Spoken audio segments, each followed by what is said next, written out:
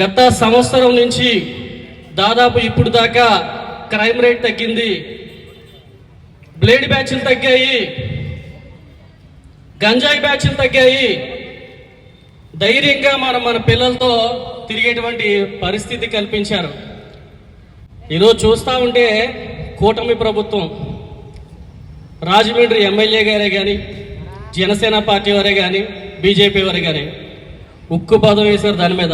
హృదయపూర్వక ధన్యవాదాలు ఈ కార్యక్రమాన్ని పెట్టేటటువంటి మా పవన్ కళ్యాణ్ గారికి, ఇక్కడ డిజైన్ చేసి ఈ కార్యక్రమాన్ని సక్సెస్ చేస్తున్నటువంటి వై శ్రీనివాస్ గారికి, జనసేన మిత్ర బృందానికి అందరికీ కూడా హృదయపూర్వక ధన్యవాదాలు తెలియజేస్తున్నాను. చాలా అభివృద్ధి కార్యక్రమాలు చేశారు. ఇప్పుడు చూస్తూ ఉంటే గవర్నమెంట్ హాస్పిటల్, ఆర్ట్స్ కాలేజీలో లైబ్రరీ, చాలా ప్రాంతాలు పని కట్టుకుని ప్రతి ప్రాంతం మీద దృష్టి పెట్టి ఈ కూటమి అభ్యున్నతి దారిలో నడిచే విధంగా డిజైన్ చేసి అందరూ కూడా క్రమశిక్షణగా ఉన్నటువంటి నాయకులు, కూటమి నాయకులందరూ కూడా క్రమశిక్షణగా వ్యవహరిస్తూ ఉన్నారు.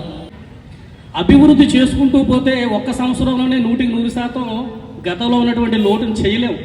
నెమ్మదిగా దెబ్బదబ్బాలుగా చేసుకుంటూ ఉంటారు. అలాంటి లోటులను కూడా చేసుకుంటూ పోతూ నాకు తెలుసుండి రాబోయే 4 సంవత్సరాల్లో సంపూర్ణమైనటువంటి మంచి ఆంధ్రప్రదేశ్గా తయారవడానికి పూర్తి అవకాశాలు ఉన్నాయి మన ఈ కూటమి ప్రభుత్వానికి తెలియజేస్తూ జై జనసేన.